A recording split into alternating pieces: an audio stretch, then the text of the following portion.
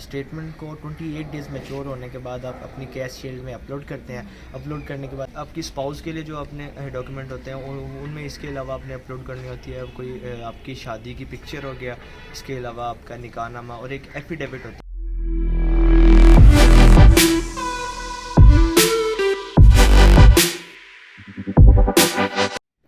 अस्सलाम वालेकुम, this is Shoaib Masood. Welcome to another video with another topic.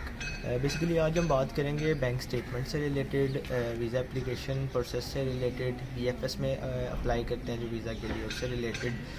तो हम स्टार्ट करते हैं। जब हम अपना ईएलएलटी का टेस्ट पास कर लेते हैं, ईएलएलटी देने के बाद जब आपका मतलब जब आप स्पीकिंग क्लियर कर लेते हैं, स्पीकिंग का टेस्ट दे लेते हैं, तो उसके बाद आपको अपनी बैंक स्टेटमेंट स्टार्ट कर लेनी चाहिए। मैं और मेरी वाइफ थे, क्योंकि हम 2 पर्सन्स थे, तो हमने 7 मिलियन बैंक में शो करवाया था।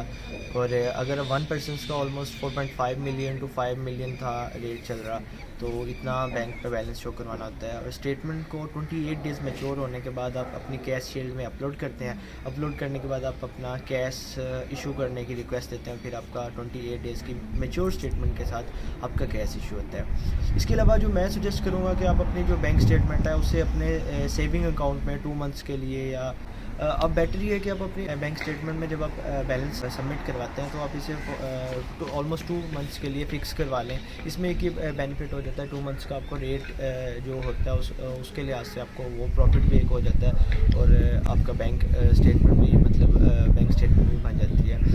बैंक स्टेटमेंट के 28 डेज़ मैच्योर होने के बाद आप इसे अपलोड करते हैं, जैसे मैंने आपको बताया। कैश इशू होने के बाद आप इसके बाद अप्लाई करते हैं वीज़ा एप्लीकेशन सेंटर के लिए। यूके की ऑफिशियल वेबसाइट पे जो गवर्नमेंट की वेबसाइट है, वहाँ पे आप अपना अकाउंट बनाते हैं, उससे रिलेटेड सारी इन्फॉर्मेशन देते हैं। मैं उसका लिंक आपको नीचे प्रोवाइड कर दूँगा। इसमें सारी इन्फॉर्मेशन देने के बाद आप इसमें अपनी फ़ीस पे करते हैं वीज़ा की, जो कि 363 पाउंड होती है, ठीक है। उसके बाद आप अपना IHS की फ़ीस पे करते हैं, जो कि इंश्योरेंस होती है, वो 705 पाउंड होती है 1 पर्सन के लिए, ठीक है। फिर इसके अलावा एक चीज़, जब आप इसमें आप अपने BRP कार्ड से रिलेटेड आप इंफॉर्मेशन शो करते हैं। BRP कार्ड होता है जो यूके की तरफ से आपको मिलता है। आप इसमें अपनी यूनिवर्सिटी का एड्रेस दे दें ऑल्टरनेटिव एड्रेस में, ताकि आप को आसानी हो जाए और आप यूनिवर्सिटी से जाके कलेक्ट कर लें। इसमें ऑल्टरनेटिव ACL कोड होता है जो आपको प्रोवाइड करना होता है। इसके बाद आप VFS की वेबसाइट पे उसके लिए अप्लाई करते हैं। VFS ऑफिस है जो कि लाहौर में भी है, इस्लामाबाद में भी है। तो मैं तो लाहौर से हूँ, तो मैंने लाहौर के लिए अप्लाई किया था। यहाँ से आप अपनी वो अपॉइंटमेंट लेते हैं। अपॉइंटमेंट लेने के बाद आप जाते हैं VFS ऑफिस में, जिस दिन की और जिस डेट की अपॉइंटमेंट हो। उसमें ये होता है VFS ऑफिस में अप्लाई करने के लिए सेम एज इट इज़, उसका भी मैं लिंक आपको प्रोवाइड कर दूँगा डिस्क्रिप्शन में।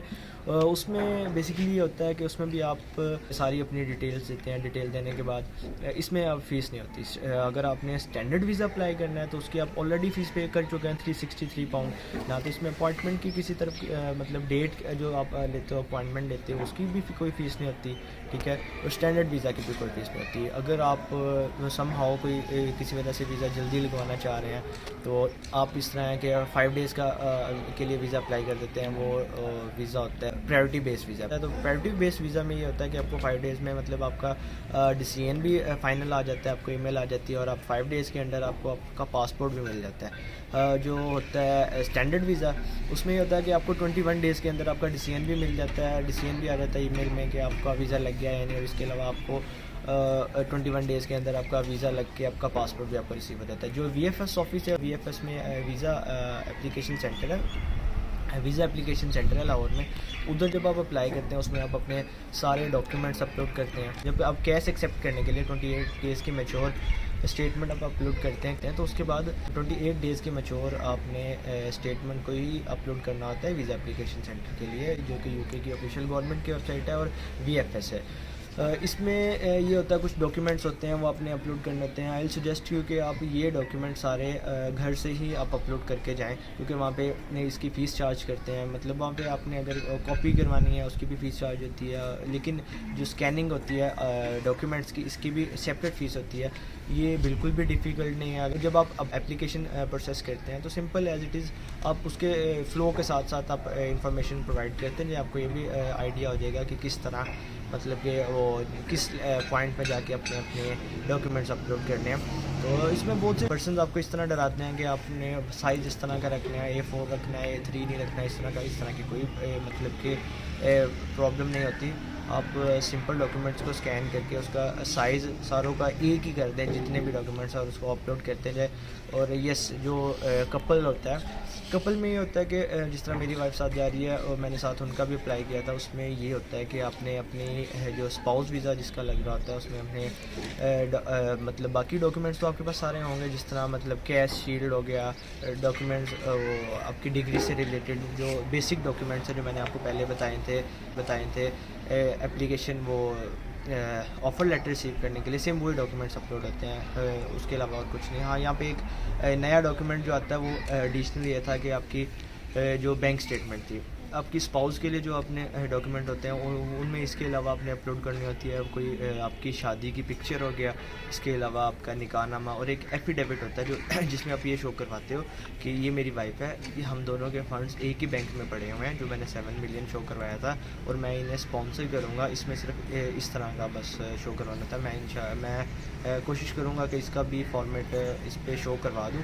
जब आप एफिडेविट बनवाते हैं, इसमें एक एफिडेविट बनवाते हैं, एक नोटरी की नोटराइज़ करवाना पड़ता है इस एफिडेविट को। वो नोटराइज़ सिर्फ और सिर्फ मतलब कि सिविल कोर्ट से होता है, उसमें नोटराइज़ उसे करवाने की ज़रूरत नहीं पड़ती। तो इसे ऐसे कि एडिशनल नोटराइज़ करवाना पड़ता है, ठीक है। अगर आप सिविल कोर्ट वगैरह से बनवाते हैं, वहाँ पे आप सिंपल उनसे नोटराइज़ की स्टैम्प करवा लेते हैं, जो वकील होता है वो आपको इसे अटेस्ट भी कर देता है। सिंपल आप फिर उसके बाद जाते हैं वो वीज़ा एप्लीकेशन सेंटर में, ठीक है। लाहौर में तो वीज़ा एप्लीकेशन सेंटर मज़ंग के पास है, ठीक है। तो वहाँ पे इस तरह के आप अपॉइंटमेंट जिस डेट की होती है उस डेट पे जाते हैं, टाइम से थोड़ा पहले जाते हैं, ठीक है। आप वहाँ पे जाके आप, और ये सबको अंदर फ़ोन लेके जाने की परमिशन नहीं होती, लेकिन फ़ोन आप जब आप वीज़ा एप्लीकेशन सेंटर में अंदर एंटर होते हैं तो वहाँ पे साइड पे गार्ड खड़ा होता है, वो आपसे आपकी मतलब फ़ोन्स इलेक्ट्रॉनिक से रिलेटेड चीज़ें सबमिट कर लेता है। आप सिंपल अपना काम अंदर जाके करवाते हैं, काम करवाने के बाद उसके बाद वापस आके वो जो टोकन होता है वो दे के तो अपनी चीज़ें वापस ले लेते हैं।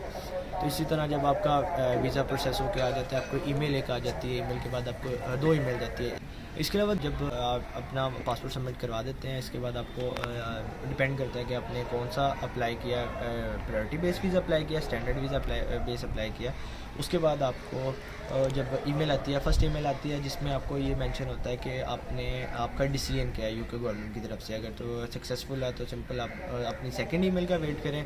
वो जब आती है तो उसमें ये लिखा होता है कि आपका वीज़ा पासपोर्ट आ गया है, आप वो रिसीव कर ले। सिंपल आप जाते हैं वहाँ पे जाके अपना वीज़ा पासपोर्ट रिसीव कर लेते हैं। पासपोर्ट जब लेके जाते हैं, जब आप वीज़ा एप्लीकेशन के लिए पासपोर्ट सबमिट करवाने जाते हैं, आपको एक स्लिप मिलती है, वो आप संभाल के रखिएगा, क्योंकि पासपोर्ट जब आप लेने जाते हैं वो स्लिप आपको वहाँ पे प्रोवाइड करनी होती है। वो स्लिप वो रख लेते हैं, उस बेस पे आपको आपका पासपोर्ट वापस कर देते हैं। यूके का ये सिंपल सा प्रोसेस है, ठीक है। आप हाँ, कोशिश करेंगे किसी भी किस्म की अगर फ़ोटोकॉपी वगैरह की अगर ज़रूरत पड़ती है तो आप उसकी करवा के लेके जाएँ, क्योंकि वहाँ पे जो लोग बैठे होते हैं काफ़ी बहुत हाई रेट चार्ज कर रखते हैं। वहाँ पे हर चीज़ का बहुत हाई रेट चार्ज हो रहा होता है।